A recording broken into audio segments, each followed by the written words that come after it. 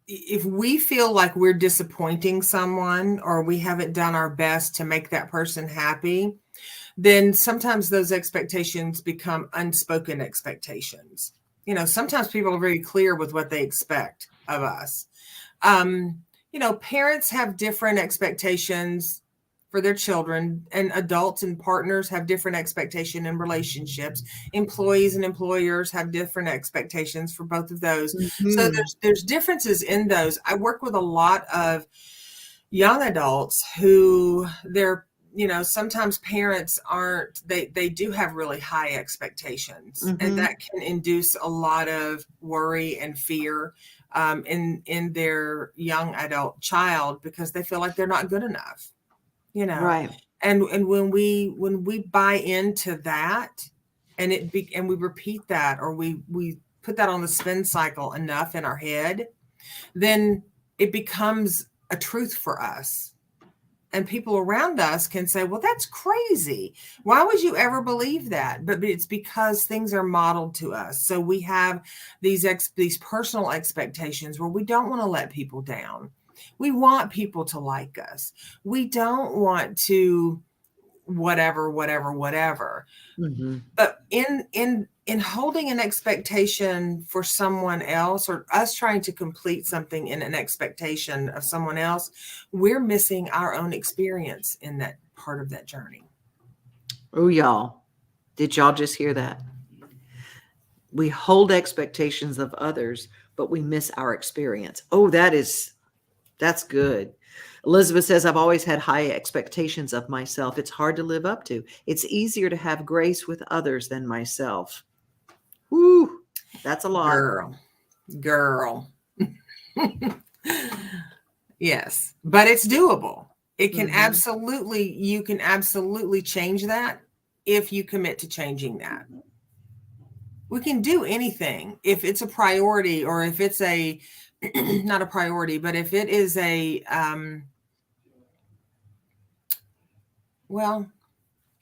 it stirs our soul and we truly want to do it, we can achieve it on some level. We have to be real with the spectrum or the scale of that level, right? I've said before, I was joking with somebody one time, and I said, I can't, I'll never be a Victoria's Secret model. Well, do I want to be one? Well, no, I don't want to be one.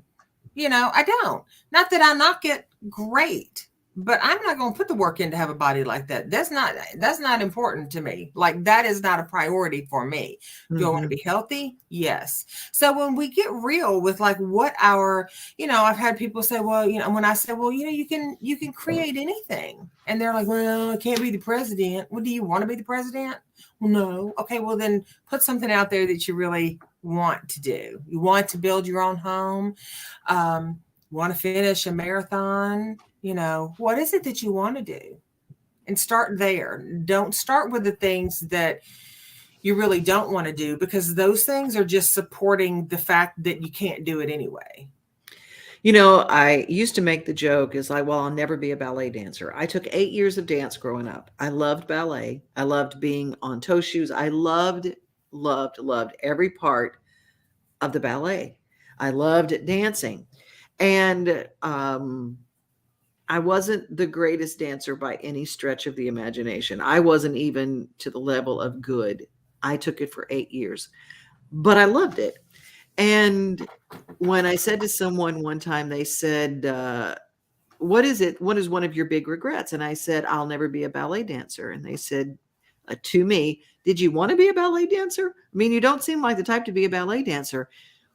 Well, if you want to be a ballet dancer, you may not have to dance for, the New York City Ballet, but what if you practiced ballet in your home? What if you got a bar, and what did you love about ballet? And I said, oh, I love the way it made me feel, the stretches and what it did for my being. And I just loved it. I loved the music. And so, well, why don't you do that at home?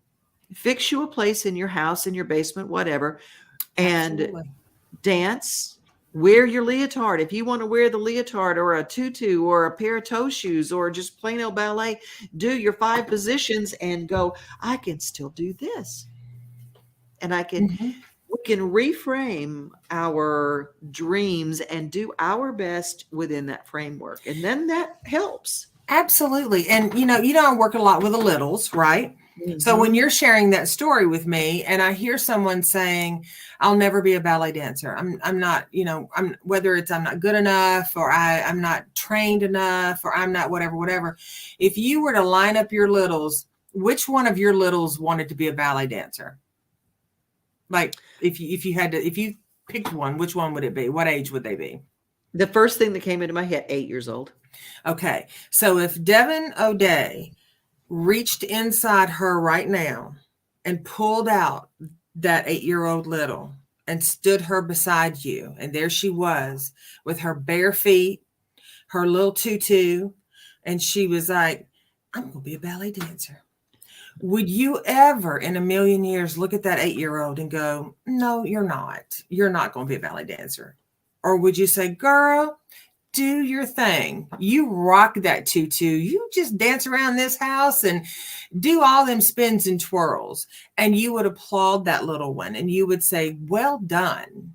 We don't do that for ourselves as adults. We go, well. So I challenge everybody, to when they hear themselves saying, I can't do this, or this is too hard, or I'll never be. First, ask yourself, is it something you want to be? Do you want to be that? Right. And if it's not, then go to something that you do want to be. Maybe something that you want to be is not, maybe it's not on the scale of being a president or being an astronaut. Maybe it's on the scale of, I want to be a gardener. We'll get you some seeds and some soil and a pot and garden. That scale is so big. You don't have to be a gardener for a country to supply food for everybody. You can create your own, and you are a gardener at that point. Oh my gosh, that is it. That's powerful. Angela says, I struggle with alcoholism. I no longer tell people when I get sober. I have disappointed myself and others so many times. I'm afraid of what their response will be.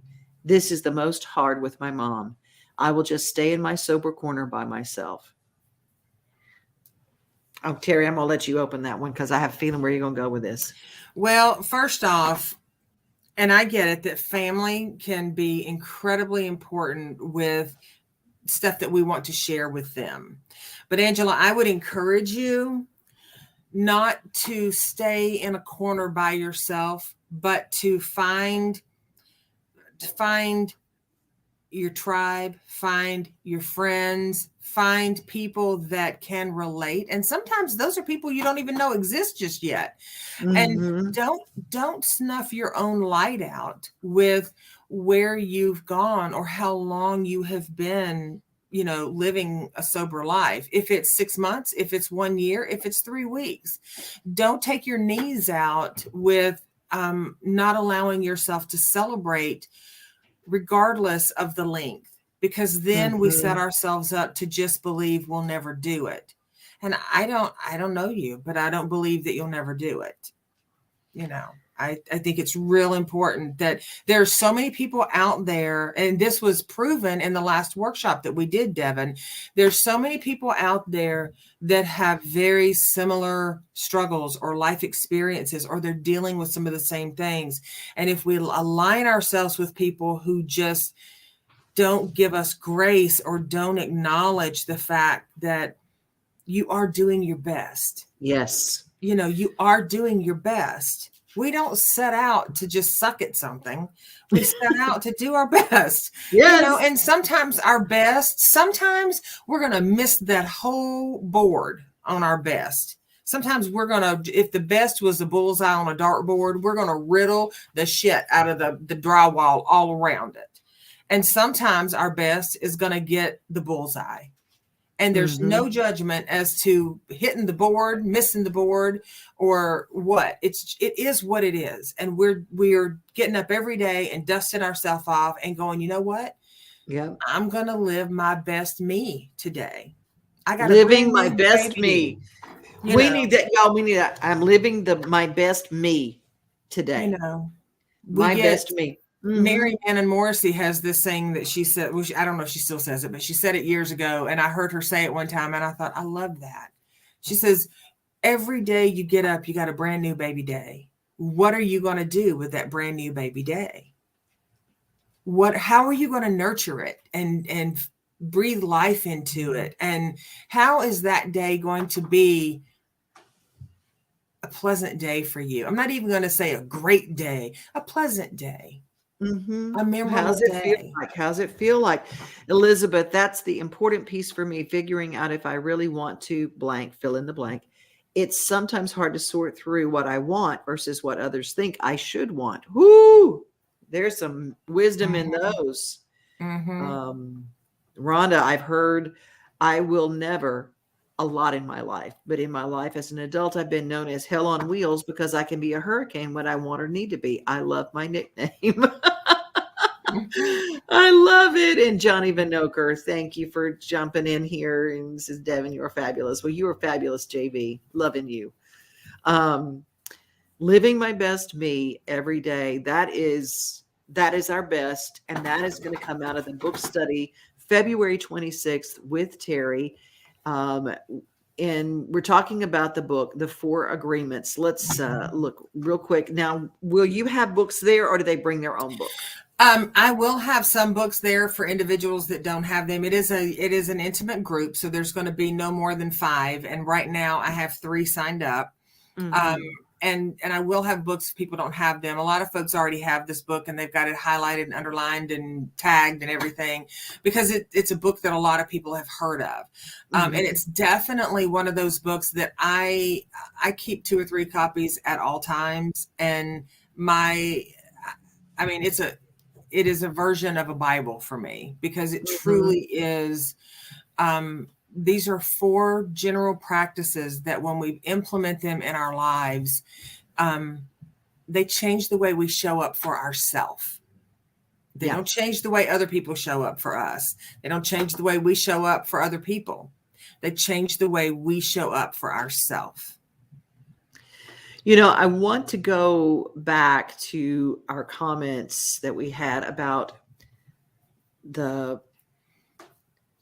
if a child came to you and they were trying to stop a habit and they failed at it, let's say that day they go, you know what, I'm not going to kick the back of the seat.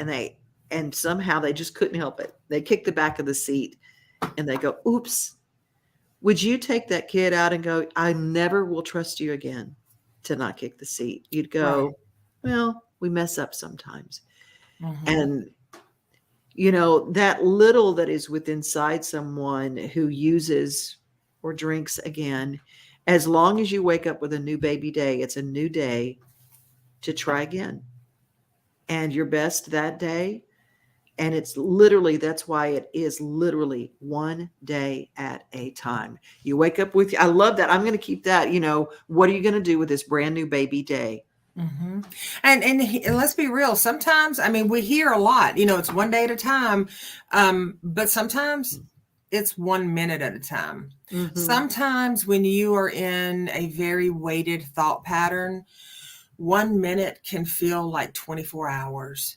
You just want it to be over with. So what can you do in any given moment to shift the way that you're feeling about yourself, about a situation? And, you know, accountability is a huge part of that. Because, you know, are there consequences to things? Yes, but not all consequences have to be punitive. You know, we think automatically that if we have an unhealthy pattern in our life and we're going to, people do this all the time. Think of New Year's resolutions. January or December 30th or 31st rolls around and people are, you know, they are just gorging themselves because I'm not going to get to have this anymore. Right. So, and now starting tomorrow, I'm going to be different.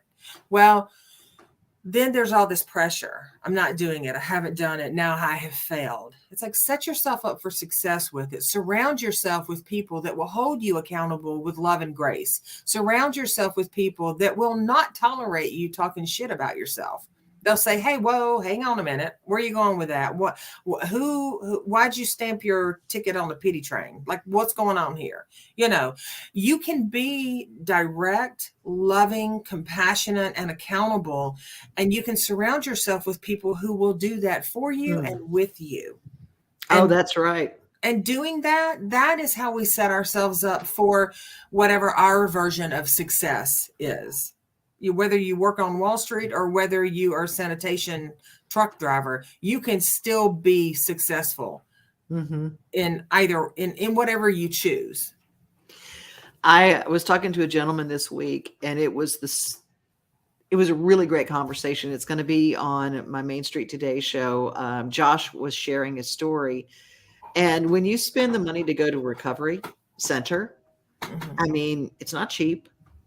And when that doesn't work, you feel like it's like, well, that didn't work, And you think about him, and I see him, and he is so together. He's good looking, and he's got everything going for him, and he's working at a recovery center now, and nobody would ever know that he had literally lost everything. And that he had been to 3 different recovery centers before the 4th one worked for him. So look, just reframing it and thinking about that little person that is within you. I love that. I love that. You will never succeed. We wouldn't tell that to any of the little ones inside us. We wouldn't. And we say that to ourselves. How many people say that frequently? I'm just not good at this. Oh, this is never going to work. Oh, I'm stupid for even thinking I could do that. We would never tell a younger version of ourselves that they're stupid for wanting to dream. We just wouldn't. Now, we might have heard that in our life somewhere. We might have been surrounded intentionally or otherwise with people who, maybe they bloom, but they bloom like a pansy. And I don't mean a pansy in a bad pansy. I mean like a pansy flower. They're low to the ground, right? Yeah. And maybe you're a daylily. Maybe you bloom higher. They're both still beautiful. They just aren't on the same trajectory. And that's how we are as humans. So you can have friends and family that bloom smaller, but you can also surround yourself with people who bloom bigger.